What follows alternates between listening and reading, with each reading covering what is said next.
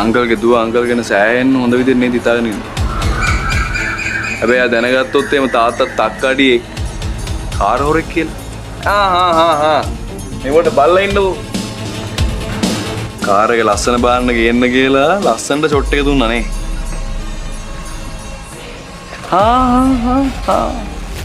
ඇයි? අංකල් මම පොරක් නෙමෙයි. මම සාමාන්‍ය කොල්ලෙක්. හැබැයි අංකල්ගේ දුව දැනගත්තොත් එයාගේ තාත්තා පට්ට කාර් හොරෙක් කියලා ඒච්චර හොඳ නැහැ. අපි දෙන්නගේ මේ පුංචි රහස් දෙක අපි දෙන්න පරිස්සමෙන් තියාගමු. ඒක වාටයි මටයි දෙන්නටම හොඳයි. අනික උඹ හරි විදියට හොස්පිටල් එකකින් පෙකිනෙලා කැපුවා නම් උඹට දෝම් වෙන්නේ නැහැ. මම යන්නද?